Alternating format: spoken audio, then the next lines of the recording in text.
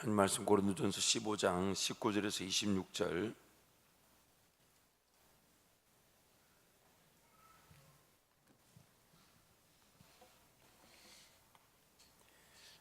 제가 한 절 여러분 한 절 교독하겠습니다.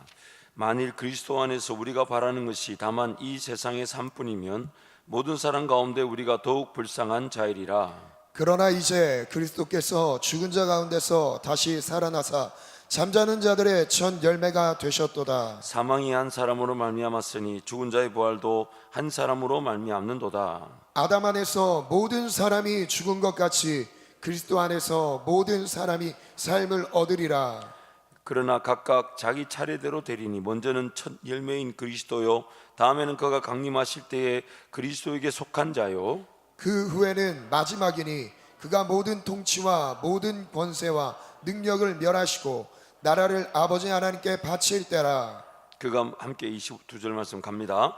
그가 모든 원수를 그 발 아래에 둘 때까지 반드시 왕노릇 하시리니 맨 나중에 명망받을 원수는 사망이니라. 아멘. 7대 절기를 살펴보고 있습니다. 그래서 유월절과 무교절과 오늘은 초실절, 내일은 오순절, 그리고 나팔절, 대속제일, 그리고 장막절, 초막절이라 불리는 이스라엘의 7대 절기. 근데 모든 이 7대 절기는 예수 그리스도 그분을 상징합니다. 그분과 연결되어 있고 그분의 사역과 그분의 구원의 그 능력들이 이 7대 절기에 상징적으로 머물러 있고, 그것이 이스라엘 백성들, 앞서간 우리 신앙의 선배들에게는 구원의 징표가 되었고 우리에게는 실질적인 역사의 열매가 되었습니다. 그래서 오늘은 초실절인데 이 본문 말씀 보면 잠자는 자들의 첫 열매, 이것이 바로 초실절입니다. 그래서 초실이란 말 그대로 처음 실과를 뜻합니다. 레위기 23장 10절에서 우리 11절 말씀 함께 읽겠습니다. 함께 갑니다. 이스라엘 자손에게 말하여 이르라. 너희는 내가 너희에게 주는 땅에 들어가서 너희의 곡물을 거둘 때에 너희의 곡물의 첫 이사 한 단을 제사장에게로 가져갈 것이요, 제사장은 너희를 위하여 그 단을 여호와 앞에 기쁘게 받으심이 되도록 흔들되 안식일 이튿날에 흔들 것이며. 초실절 첫 열매를 하나님께 드리는 절기입니다. 무교절 기간 내에 6월절 14일로부터 제3일 16일이 되는 날이 바로 이 초실절기입니다. 그래서 6월절로부터 시작된 이 무교절 기간, 이 6월절과 무교절은 같이 가는데 6월절로 시작된 그 1월 14일, 그때가 유교절을 어린 양을 먹고, 그다음에 15일이 이제 무교절이 본격적으로 시작되면서 쓴 나물과 무교, 누룩 없는 빵을 먹고, 그리고 셋째 되는 날 16일을 초실절로 지킵니다. 그래서 이때가 바로 첫 열매, 즉 보리의 첫 추수가 일어나고, 그리고 내일 우리가 살펴볼 오순절이 바로 밀의 첫 추수가 일어나는 77절, 또 추수절이라는 그런 표현을 씁니다. 그래서 우리 한국에서는 맥추절로 지키지만 실질적으로 이 맥추절은 오순절을 뜻합니다. 이 예수 그리스도의 그 부활을 상징하는 절기가 바로 초실절입니다. 그래서 예수님께서 1월 종교력이죠. 6월절 14일 날 금요일 날 돌아가시고, 그리고 제3일째 되는 초실절, 즉 오늘 우리가 지키는 주일날 부활하셨다. 그래서 우리는 기독교가 지금 현재 주일을 우리 거룩한 예배일로 지키고 있는 것입니다. 그래서 예수 그리스도의 부활을 상징하는 절기로 잠자는 자들의 첫 열매다, 초실절로 말씀하는 겁니다. 그래서 처음 것은 하나님의 것, 모든 것이 내 것이 아니고 하나님의 것임을 고백하는 절기가 바로 초실절입니다.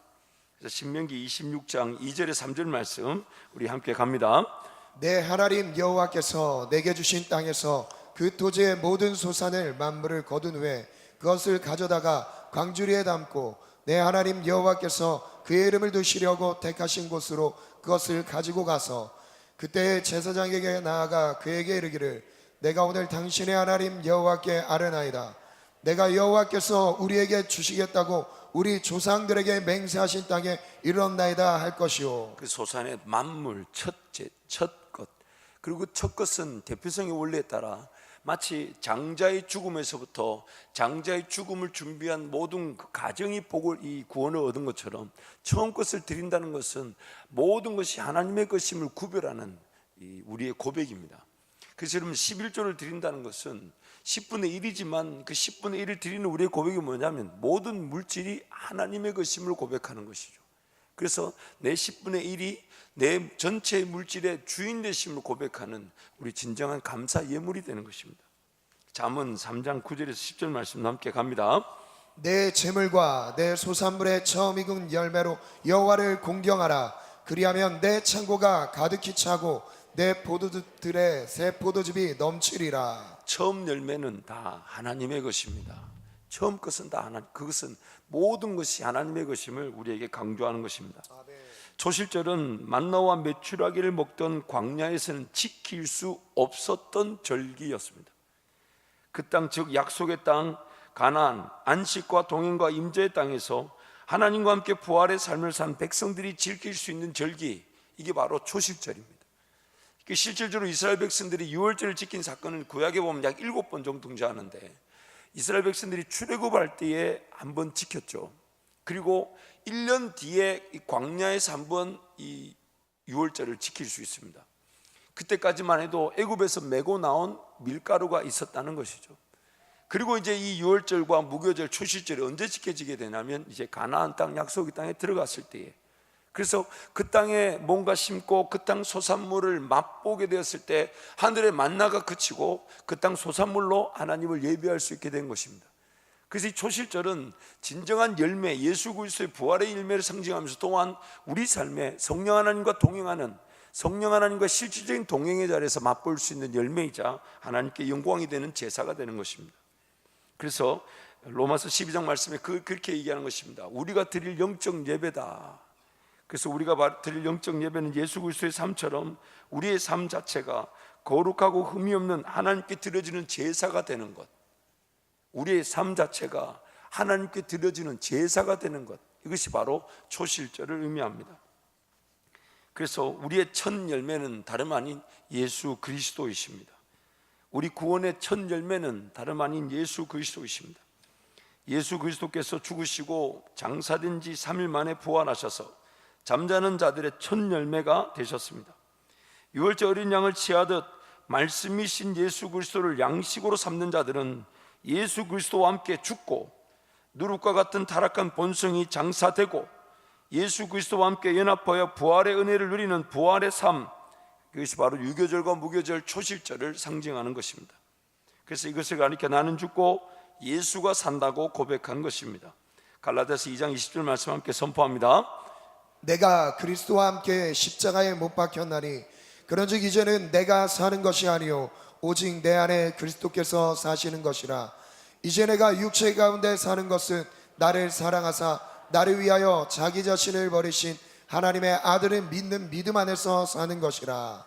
모든 성도는 예수 그리스도로 말미암아 부활한 첫 열매들입니다. 모든 성도는 하나님의 자녀들로서 하나님 나라를 그리스도와 함께 상속받는 상속자, 즉 장자들인 것입니다. 우리는 모두 유일합니다. 나처럼 이렇게 삶을 살았던 사람이 이전에도 없고 지금도 나밖에 없고 앞으로도 없습니다. 우리 모두는 예수 그리스도로 말미암아 다시 태어난 첫 열매들입니다. 나와 똑같은 열매가 없습니다. 그래서 우리 역시도 예수 그리스도가 살았던 그 모습, 그 모양 그대로 예수 그리스도와 하나님과 함께 동행했던 그 삶의 모형을 그대로 따라가고 있는 것입니다. 아담으로 인해 죽었던 나는 예수 그리스도 안에서 새로운 삶을 얻는 것, 이것이 바로 진정한 부활의 열매인 것입니다. 로마서 11장 16절 말씀 함께 갑니다. 제사는 처음 익은 곡식가루가 거룩한즉 떡덩이도 그러하고 뿌리가 거룩한즉 가지도 그러하니라. 지금 이 로마서 11장 16절에 그 뿌리가 같기 때문에 모든 열매가 다 같다라고 얘기하죠. 그래서 예수님이 이렇게 얘기하셨죠. 하늘의 밀이 땅에 떨어져 죽으면 많은 열매를 맺는다. 그러시면서 씨 뿌리는 비유에서 말씀하시기를 30배, 60배, 100배의 열매를 거둔다. 즉 예수 그리스도 그분이 우리를 위해 죽어주시고 죽어주신 그 예수 그리스도가 생명의 나무가 되어서, 그래서 마치 에덴 동산에 선과 악의 나무만 있었던 것이 아니라 생명나무도 있었습니다. 바로 그 생명나무가 예수 그리스도를 상징하는 것이죠. 그러나 이제는 그 에덴 동산이 죄로 말미암아 그 누구도 근접할 수 없는 그래서 생명과는 관계없는 세상이 바로 죄로 말미암아 타락한 세상이 되었는데, 그 죄로 말미암아 타락한 세상은 죄와 사망의 나무밖에 없었습니다. 죄와 사망의 나무밖에 없어서 태어나는 모든 사람들마다 그 죄와 사망의 나무에 달려서 거기서 죽고 말았어야만 했습니다. 그런데 이 땅에 생명의 씨앗이 다시 심겨져 생명, 성령의 법의 나무가 자라나 그 나무의 열매들이 맺혀지기 시작했는데, 그 나무의 열매들이 바로 2000년이란 시간 동안 예수 그리스도로 말미암아 맺혀진 구원 얻은 자들이며, 오늘 또 우리는 그 나무의 열매로 이 땅에 태어나게 된 것입니다. 그래서 우리가 2000년 전에 죽으신 예수 그리스도의 그 생명이 지금도 우리에게 공급되는 이유가 바로 이런 것입니다. 예수 그리스도가 죽어 생명의 나무가 자라게 되면서 그 나무의 열매들이 맺혀지는데, 그 나무의 열매들 중에 한 사람이 바로 나라는 거예요. 나. 그래서 우리는 예수 그리스도가 처음의 열매이듯이 우리 역시도 첫 열매들입니다. 예수 그리스도로 말미암아 이 땅에 태어난 하나님의 하나밖에 없는 장자들, 아멘. 하나님의 첫 열매들, 아멘. 나와 똑같은 사람이 없습니다. 여러분, 이 가치가 오늘 우리 삶의 진정한 가치입니다. 그래서 하나님의 자녀이면 또한 상속자, 그리스도와 함께한 상속자니, 그가 부활의 영광을 받기 위해서는 또한 무엇도 받아야 된다고요? 고난도 받아야 된다. 고난도 받아야 된다. 그래서 그 하나님의 자녀라는 그 자체의 가치에 우리가 눈을 떠야 합니다. 내가 살아가고자 하는 삶의 방식이 과연 하나님의 자녀로서의 삶의 방식인가? 내가 정말 선택하고자 하는 이 길이 하나님 나에게만, 내가 아니면 그 누구도 걸어갈 수 없는 그 길을 내가 걷고자 하는 것인가? 과연 내가 지금 살아가고자 하는 이 삶의 이 길이 하나님이 아니면 걸어갈 수 없는 길인가? 믿음의 길인가?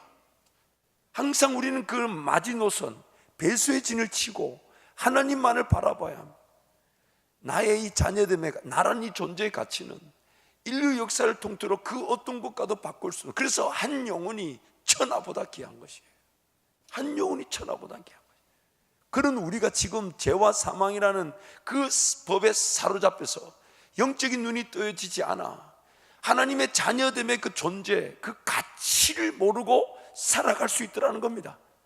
그래서 길가에도 씨가 뿌려지고 돌밭에도 가시떨기에도 뿌려지고, 그런 어떤 뿌리가 내리지 못하고 마귀가 채가고 재리와 유혹과 염려에 자라지 못하는 그런 안타까운 상황이 지금 내 상황일 수 있다는 겁니다. 그래서 사도 바울이 에베소 교회, 골로새 교회에 끊임없이 기도했던 기도의 내용이 뭐냐면, 하나님 그 저들의 마음의 눈을 열어 주옵소서. 아멘. 마음의 눈을 열어 주옵소서. 그래서 천국은 감추인 보화와도 같다고 말씀하고 있어요. 분명히 우리가 누릴 수 있는 건데 감추어져 있어서 잘 안 보인다는 겁니다. 그게 안 보이면 결국 내 눈에는 뭐가 보이는 걸까요? 천국이 보이지 않는 내 눈에는 아무것도 안 보이면 좋겠는데, 하나님의 백성으로 거듭났으니 차라리 귀나 눈이나 이 모든 것들이 딱 차단이 되고 하나님의 말씀하면 말씀 외에는 안 들리고 하나님 나라 외에는 안 보이면 좋겠는데, 보이더라는 겁니다. 들리더라는 거예요. 우리가 받은 구원의 그 능력이 무엇입니까? 한 길밖에 없었어요. 사망의 길밖에 없었어요. 죽는 줄 모르고 걸어갔었어요. 그 길이 전부인 줄 알았단 말이에요. 그러나 오늘 구원받고 보니 죄와 사망의 길이 여전히 존재하는 중에 그 누구도 볼 수 없는 생명의 길을 우리는 이제 보게 되었다는 겁니다. 그래서 복과 사망, 이 두 가지 길이 항상 공존하니 생명을 택하고 복을 택하고 하나님을 택하라는 것이 하나님의 지금 우리를 향한 음성인 겁니다. 음성인 거예요. 이것은 예수 믿지 않는 사람들에게 들려질 수 없는 음성입니다. 예수를 믿지 않고 거듭나지 않으면 이 생명의 길, 사망, 이 복의 길, 하나님과 함께 동행하는 길을 보지도 듣지도 깨닫지도 못합니다. 그러나 타락한 이 본성, 여전히 타락하여 죄의 지배, 사망의 지배가 여전히 기회를 호신탐탐 노리고 있는 이 타락한 본성으로 인해 하나님 나라가 제대로 보이지 않고 하나님 그분을 제대로 의지하지 못하고 믿음의 세계만을 걸어가지 못하도록 우리를 자꾸 붙들죠. 그래서 오늘 우리 자신들은 항상 경각심을 가지고 덤벼들어야 돼.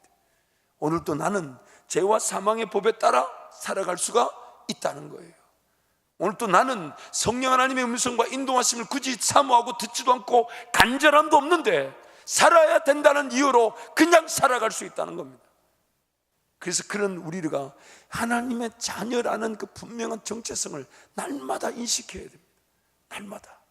지금 내가 살아가고 있는 1분 1초는 다시 돌아오지 않는, 하나님과 함께 동행하지 않고서는 다시 돌아오지 않는 시간. 또 너무너무 안타까운 것은 그렇게 1분 1초가 하나님과 동행의 기회로 주어졌지만 동행의 기회로 누리지 못하고 흘러갔을 때 성경은 뭐라고 그러냐면 육신을 위하여 심어서 그 죽음의 열매, 사망의 열매를 피할 수 없는 열매가 나타나게 된다는 거예요. 그래서 항상 나 자신, 그래서 성경이 항상 깨어 있으라고 우리에게 독려하는 거예요. 그것을 직시하라는 겁니다.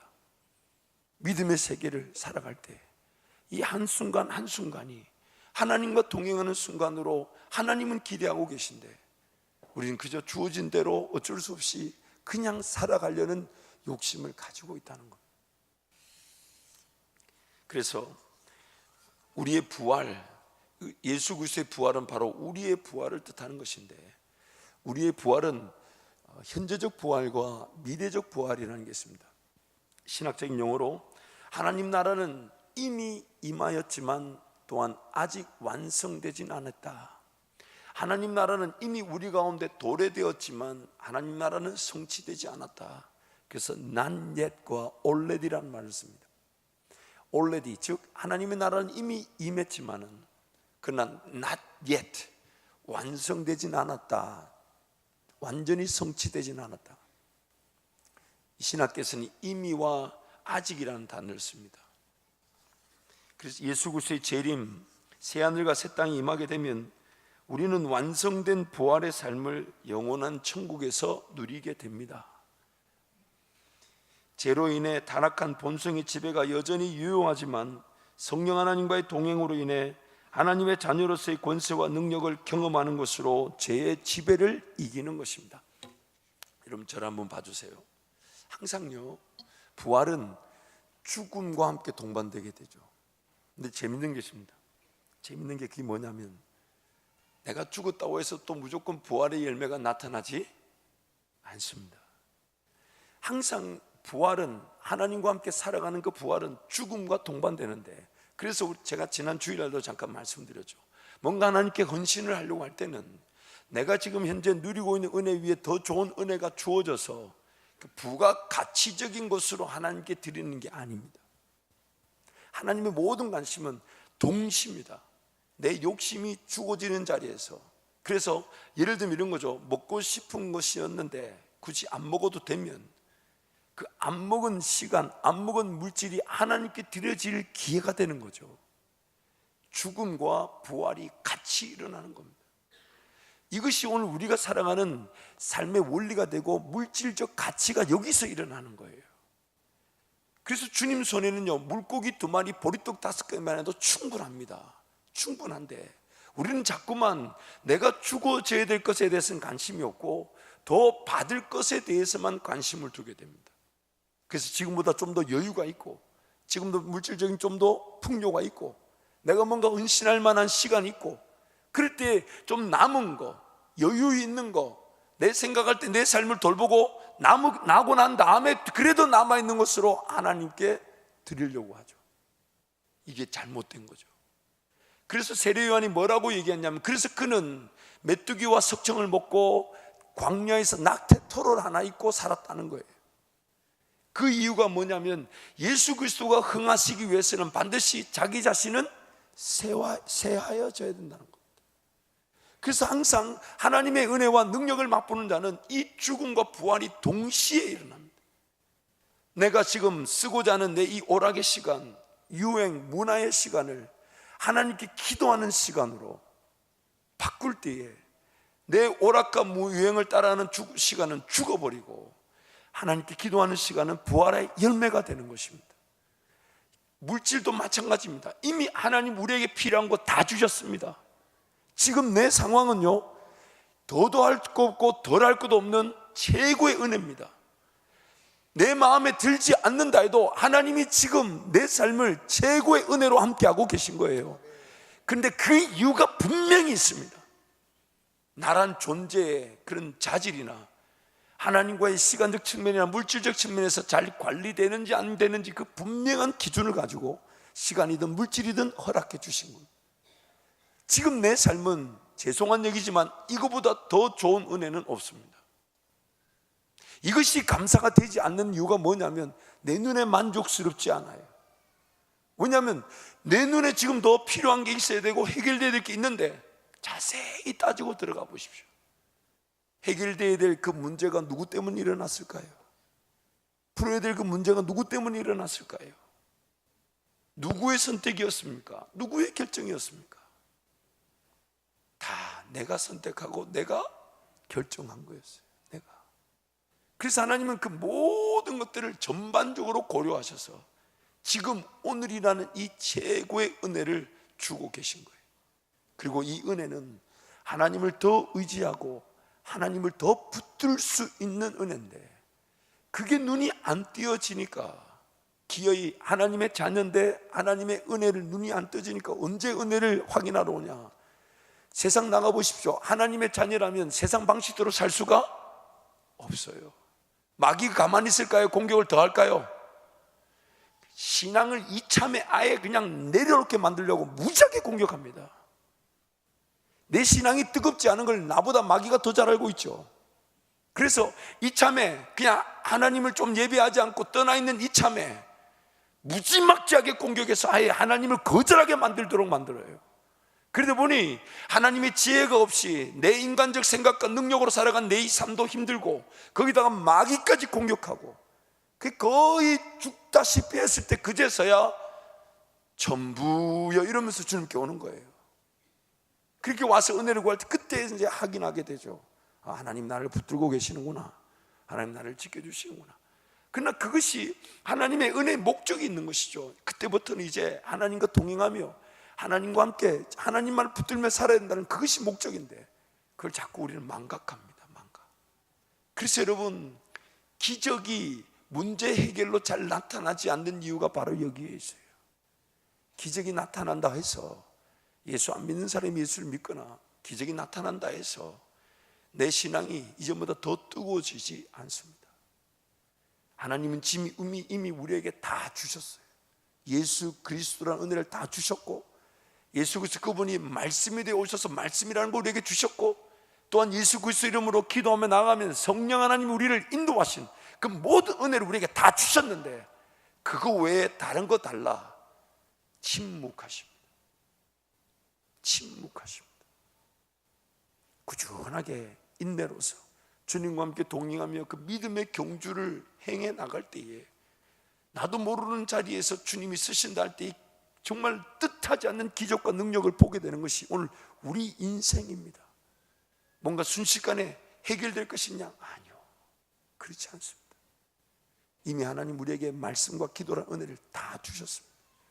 그걸 중심으로 살아가게 될 때에 우리는 그 고난과 죽음이 일어나는 자리에서 부활의 열매, 부활의 능력을 보게 되는 것입니다. 내용을 이어서 가면 죄로 인해 타락한 본성의 지배가 여전히 유효하지만 성령 하나님과의 동행으로 인해 하나님의 자녀로서의 권세와 능력을 경험하는 것으로 죄의 지배를 이기는 것입니다. 구원 얻은 성도 안에 하나님의 나라와 죄의 권세로 인한 마귀의 나라가 함께 공존하고 있는 것입니다. 현재의 삶에서의 부활의 은혜를 누리지만 완성된 부활의 은혜, 더 이상의 고통과 아픔과 눈물이 없는 은혜는 곧 임하게 될 미래 예수님의 재림 때에 누리게 될 것입니다. 여러분, 마귀는 우리 안에 들어올 수가 있을까요? 없을까요? 있을까요? 없을까요? 이 없어요? 이 없어요? 없어요. 왜냐하면 우리 안에 누가 계시기 때문에요. 성령 하나님이. 그러나 안타까운 것은 마귀의 생각이나 마귀가 던지는 미혹이 일할 만한 영역은 아직 살아있죠. 바로 내 육신, 정욕, 탐심. 내 육체, 정욕, 탐심. 마귀의 미혹을 덥석 내 생각인 양 하나님의 생각인 양 잡을 만한 미혹이 우리 가운데 있죠. 마귀가 던지는 혹은 세상의 자랑이든 육신의 생각이든 마귀가 일할 만한 영역은 아직 살아있단 말이에요.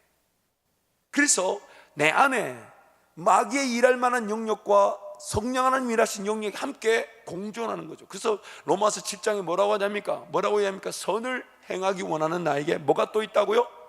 악이 내 안에 있다는 거예요. 악이. 그 두 개의 나라가 함께 공존하고 있는 거예요. 두 개의 지배가, 마귀의 지배와 하나님의 지배가 함께 공존하고 있지만, 그러나 마귀는 우리 가운데 머물 수가 없습니다. 누구 때문에요? 예수 그리스도로 인한 성령의 임재 때문에 마귀는 우리 안에 함께 공존할 수 없습니다. 그냥 끊임없이 미혹의 생각들, 유혹의 생각들, 그런 것들을 집어넣을 때 우리가 이 타락한 정욕과 탐심이 그 마귀의 생각을 확 이렇게 잡아버리죠. 그래서 오늘 이 초실절은 예수 그리스도의 부활을 상징하며 또한 잠자는 자들의 첫 열매가 되게 하십니다. 잠자는 자들의 첫 열매. 예수 그리스도 초실, 즉 부활의 첫 열매시지만 또한 성경은 잠자는 자들의 첫 열매라고 말씀합니다. 왜 이 잠자는 자들이라는 표현을 썼을까? 먼저 데살로니가전서 말씀 보면 주 안에서 죽는 복된 자들은 자는 자들이라고 말합니다. 자는 자들. 데살로니가전서 4장 13절 18절 함께 갑니다. 형제들아, 자는 자들에 관하여는 너희가 알지 못함 우리가 원하지 아니하노니 이는 소망 없는 다른 이와 같이 슬퍼하지 않게 하려 함이라. 우리가 예수께서 죽으셨다가 다시 살아나심을 믿을진대 이와 같이 예수 안에서 자는 자들도 하나님이 그와 함께 데리고 오시리라. 우리가 주의 말씀으로 너희에게 이것을 말하노니 주께서 강림하실 때까지 우리 살아남아 있는 자도 자는 자보다 결코 앞서지 못하리라. 주께서 오령과 천사장의 소리와 하나님의 나팔 소리로 친히 하늘로부터 강림하시리니 그리스도 안에서 죽은 자들이 먼저 일어나고 그 후에 우리 살아남은 자들도 그들과 함께 구름 속으로 끌어올려가 주를 영접하게 하시리니 그리하여 우리가 항상 주와 함께 있으리라. 그러므로 이러한 말로 서로 위로하라. 주 안에 먼저 이 땅의 삶을 마치는 사람들을 자는 자들이라 표현하는 것은 더 이상 그들에게는 눈물도 고통도 어려움도 문제도 없습니다. 그래서 그 자는 자들이란 표현은 그러나 깨어 있긴 합니다. 예수님이 변화산에서 모세와 엘리야를 만나셨죠. 그래서 주 안에서 잠을 잔다는 것은 깨어 있지만 더 이상 그들에게는 어떤 어려움도 해도 없습니다. 그리고 그들의 모든 시선은 예수만 바라보고 있습니다. 예수만 바라보고. 그러나 그 시간이 그들에게는 의미가 없습니다. 그들의 영혼은 지금 이 시간 안 공간 안에 살던 육체를 벗어버리고 영원한 시간대로 들어갔기 때문에 그들에게는 더 이상 시간이 의미가 없습니다. 그래서 주님 오심이 천년이 하루 같고 하루가 천년 같은 시간을 가지는 거예요. 그러나 그들의 모든 시선은 지금 주님을 향하고 주님이 이 땅에 다시 오심, 재림의 그날, 이제 새하늘과 새 땅에 들어가 영원한 하나님과 함께 영원한 찬송을 부르며 살아갈 날을 기다리고 있습니다. 그런데 이 잠자는 표현이란 말은 또한 현재적 부활을 살아가는 오늘 우리에게도 해당되는 말입니다. 오늘 이 땅에서 부활의 열매로 진정한 이전의 나의 것들은 죽어지고 내 방법은 죽어지고 내 생각은 죽어지고 내 지식은 죽어지고 내가 내 삶을 살고자 하는 인간적인 모든 것들은 죽어지고 오직 성령으로만 살아가는 그 부활의 삶을 살아가는 우리가 여전히 잠들어 있을 수 있다는 거예요. 하나님을 제대로 경험하지 못하고 하나님 그분을 제대로 알지 못한 채 그저 뭔가 인간적인 동의 수준의 종교 생활, 예수 믿으면 천국 가겠지라고 말하면서 삶은 여전히 죄와 사망의 법 아래 그 권세 아래 눌려 살아가는 삶, 부활의 능력을 맛보지 못하는 부활의 능력 자체가 아직 잠을 자고 있죠. 그래서 우리란 존재를 그 씨앗으로 표기하고 그 씨앗 자체를 말씀으로 표기하고 그 말씀이 우리 가운데서 역사하게 될 때 우리 심령이 그 말씀을 통해 자라나게 된다고 말씀하고 있죠. 이 성경이 아주 일률적인 얘기를 통일성을 가지고 얘기하고 있습니다. 오늘 우리의 삶이 예수 그리스도로 말미암아 거듭났음에도 불구하고 부활의 열매, 부활의 능력을 보지 못한 채 살아갈 수 있습니다. 마치 제자들처럼요. 우리가 내일 이제 오순절의 말씀을 살펴보겠지만 오순절날 성령 임재가 하지 않았던 그 제자들은 3년 동안 예수님 말씀을 제일 가까이서 들었죠. 예수님 먹여주시는 대로 먹었죠. 예수님이 보여주신 모든 기적, 모든 질병, 귀신, 죽은 자도 살리시는 예수님의 능력을 지척해서 보았습니다. 그렇지만 성령 하나님이 임하시지 않은 그 상태에서는 아무것도 아니었습니다. 아무것도 아니었어요. 그래서 오늘 우리 삶의 최대 관건이 뭐가 되냐면, 난 오늘 이 부활의 삶을 살아가고 있는가? 과연 예수 그리스도로 말미암아 하나님의 자녀 상속자다운 그 부활의 영광을 나도 맛보며 살아가고 있는가? 여전히 하나님의 자녀라는 그 정체성은 있는데 아무런 자녀로서의 능력과 권세를 맛보지 못한 채. 그 티모시 켈러라는 목사님의 책에 보면 이런 내용이 있습니다. 제가 어떤 책인지 갑자기 기억이 안 나는데 책의 내용이 이런 내용이 있어요. 어떤 사람이 와서 나에게 말하기를, 내가 너에게 100억을 주겠다 이렇게 말할 때 그 100억을 못 받는 이유는 딱 한 가지밖에 없대요.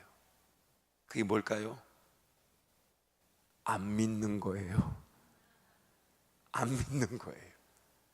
100억을 주겠다 그러면 안 믿는. 근데 사람들은 그냥 주겠다 하면 안 믿는데 재밌는 게 있어요.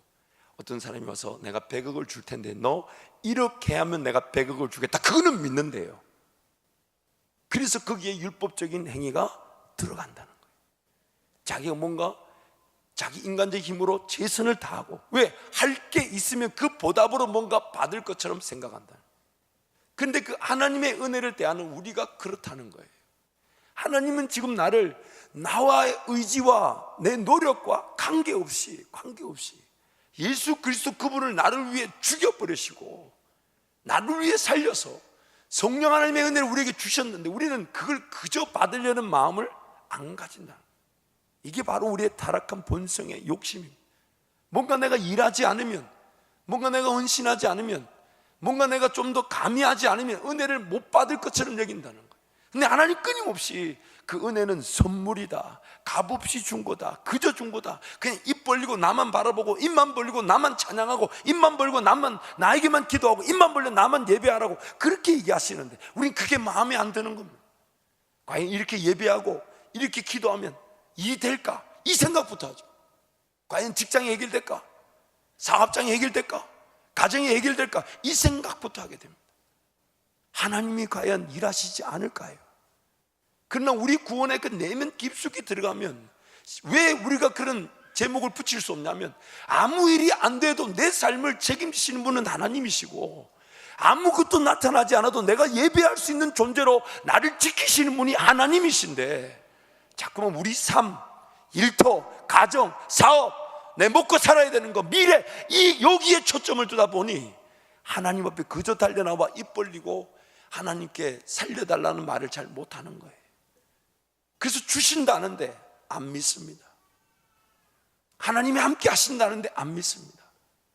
하나님이 어떤 길로 가든 도우신다는데 안 믿습니다. 그리고 뭔가 내가 할 수 있는 것을 찾습니다. 그리고 나는 뭔가라도 해야만이 하나님 그에 응답하고 보응하듯 나에게 은혜를 주실 것으로 우리는 착각하며 평생을 살아갈 수가 있습니다. 죄와 사망의 법을 벗어나지 못하는 거예요. 그래서 잠자는 자들이란 이 땅에서의 삶을 마치고 주님 품 안에서 안식의 시간을 보내는 성도들과, 또한 이 땅에서 하나님의 자녀로 살아간다 하지만 하나님의 능력과 권세를 아직 경험해 보지 못한 성도들로 볼 수 있습니다. 두 부류 모두 재림의 주님을 통한 완성된 부활의 삶을 기다리고 있습니다. 이 땅에서 아직 각성하지 못한 하나님의 자녀들, 그들 안에 머물고 계신 성령님과의 동행, 예수 그리스도 이름의 권세가 잠을 자듯 숨겨져 있습니다. 예수 그리스도께서 부활하셨듯 오늘 우리도 예수 그리스도와 연합하여 부활의 삶을 살아갈 때 잠자던 우리의 심령이 깨어나 하나님의 상속자로서의 권세와 능력을 이 땅 가운데 누리며 살아가게 되는 것입니다. 사랑하는 성도 여러분, 우리에게 하나님은 아무것도 요구하지 않으십니다. 우리 7대 절기를 7가지 절기를 살펴보겠지만 내가 해야 될 것을 예수께서 이미 다 지불하셨고 심지어 다 이루셨다고 말씀합니다. 다 이루셨다고. 그럼 오늘 우리가 할 수 있는 건 뭘까요? 딱 한 가지밖에 없어요. 예수 이름 의지해서 하나님께 달려나가 하나님 은혜를 베풀어 주옵소서. 근데 이게 잘 안 되는 거예요. 이게 잘 안 되는 거예요. 과연 내가 이렇게 가만히 앉아서 이렇게 말하는 거 보니까 목사 저부터도 믿음이 없는 건데, 여러분 얼굴 보면 더 믿음이 안 생기는 수가 있어요. 어쨌든 이게 안 되는 거예요. 그냥 달려나와 은혜를 구하면 하나님이 값없이 내가 뭘 해서 주는 게 아니라 그냥 준다 하는데, 이게 안 믿어지는 거예요. 제가 이 말을 계속 반복하는 이유가 뭘까요? 저도 믿음이 없지만 여러분 얼굴 보면 이 말이 계속 나오게 돼요. 밤새도 지금 시원찮을 판이에요. 지금 그만큼 우리 여러분 이 본성 자체가 그 은혜에 걸맞지가 않습니다. 그 은혜에 걸맞지가 않아요. 그렇기 때문에 오늘 하나님 말씀을 계속 묵상하고 하나님 말씀을 가까이 하지 않으면 내 마음, 불안, 염려, 근심, 걱정, 두려움 이런 것들조차에서부터 지키지 못할 뿐만 아니라 따라가야 될 길조차 따라가지 못하게 됩니다. 그래서 예수님의 그 부활을 기억하면서 오늘 나도 그 부활의 은혜를 누려야 되는데, 그 부활의 은혜를 제대로 누리지 못하고 그냥 살아갈 수 있다. 성령 하나님을 제대로 경험하지 못한 제자들처럼, 뿔뿔이 흩어져 도망갔던 제자들처럼 그렇게 살아갈 수 있다. 그런 각성으로 하나님 은혜를 구하는 이 밤이 되시길 축복합니다. 이 시간 한번 동서로 기도하겠습니다. 여러분 기도하실 때 하나님 아버지, 저희들에게 은혜를 베풀어 주옵소서. 하나님 아버지, 정말 그 부활의 능력과 부활의 권세를 제대로 맛보지 못한 채 살아가려는 우리 자신들을 긍휼히 여겨주시고 깨어나게 도와주십시오. 깨어나게 도와주십시오. 우리의 마음의 눈이 열려져 하나님 나라 영광의 풍성함, 나를 부르신 하나님의 권세를 보게 도와주시고 하나님과 함께 동의하며 살아가는 저희 삶이 되게 부활의 삶을 살도록 은혜를 베풀어 주옵소서. 주님 잡고 함께 기도합니다. 주여, 주여, 주여. 하나님 아버지, 하나님께서 우리와 함께 하시며 우리를 떠나지 않으시고 진정한 그 부활의 은혜와 능력을 기대하며 하나님 아버지, 하나님 저희들의 심령을 새롭게 하여 주시고 저희들의 심령을 일으켜 주십시오. 저희들의 심령을 주의 손으로 붙잡아 주십시오. 저희들의 심령을 주께서 강하게 붙잡아 주십시오. 하나님 또 저희들 마음의 눈들이 열려지게 하여 주시고 하나님 은혜를 더하여 주셔서 진정한 주의 사랑, 진정한 주의 능력, 그 가치에 다시금 하나님 눈이 뜨여져 하나님의 자녀답게 부활의 일배를 맛보며 살게 하여 주옵소서. 아버지, 아버지, 하나님 도와주십시오. 하나님 긍휼과 자비를 베풀어 주십시오. 하나님 함께해 주십시오. 우리 모든 심령들이 살아나게 도와주십시오. 주님과 함께 동행하며 이 길을 걷게 도와주십시오. 주와 함께 영광의 길을 걷게 하여 주옵소서. 하나님 은총을 베풀어 주시고 아버지 주여 하나님 도와주십시오. 아버지 우리 마음과 생각을 강력하게 붙잡아 주시고 하나님 주여, 하나님 아버지, 하나님 아버지 은혜를 베푸시고 아버지, 아버지 나는 죽고 예수가 살고 하나님의 고난과 고통에 누구의 동참하면서 부활의 은혜를 누리게 아버지, 우리 하나님의 도우신 은혜가 아니면 살아갈 수 없습니다. 우리 하나님의 도우신 은혜가 아니면 살아갈 수 없습니다. 하나님, 아버지 하나님 도와주시옵소서. 아버지 하나님 저를 아버지 은혜 위에 은혜를 더하여 주옵소서. 우리를 새롭게 하시옵소서.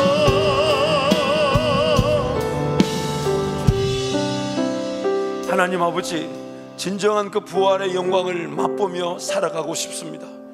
그저 내 욕심 혹은 세상의 자랑들, 정욕과 탐심에 이끌린 마귀의 미혹에 넘어가지 않도록 저희들을 지켜주시고 예수 그리스도와 함께 그 부활의 영광을 맛보기 위하여 또한 고난과 고통에도 기꺼이 동참하는, 기꺼이 내 자신을 내놓고 좀 불편하고 좀 어렵고 힘들더라도 주님과 함께 동행하는 것이 우선인 줄 알아 삶의 시간을 구별해 주님께 드리는, 또한 삶 전체를 주님께 맡겨드리는 은혜를 누리게 하여 주옵소서. 예수님 이름으로 축복하며 기도합니다. 아멘. 찬송하시겠습니다.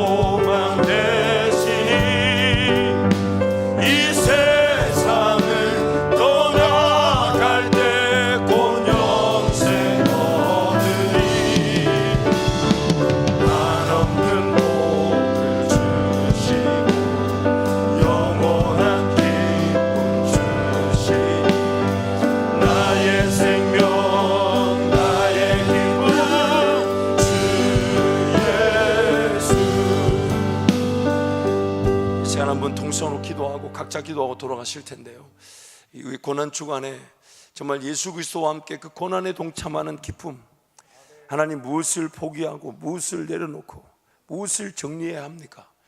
뭔가 내가 더 받고자 하고 뭔가 더 누리고자 하는 그 은혜는 반드시 내 것이 정리되고, 죽었던 것들, 정말 죽어야 될 것들이 정리될 때 그 부활의 은혜가 나타나게 되는 것인데, 하나님 이번 고난주간을 통해 하나님 제가 뭔가 내려놓고 포기해야 될 것이 무엇인지를 깨닫게 하여 주옵소서. 아멘. 분명히 알게 하여 주옵소서. 아멘. 그래서 하나님과 함께 동행하며 하나님의 놀라운 영광을 맛볼 수 있는, 그래서 그 진짜 하나님의 자녀다운 그 부활의 영광에 동참하는 우리 모든 성도가 되게 하여 주옵소서. 아멘. 기도하시고 한 주간 동안의 고난 주간을 위해서, 또한 다가오는 부활주일의 전도 축제를 위해서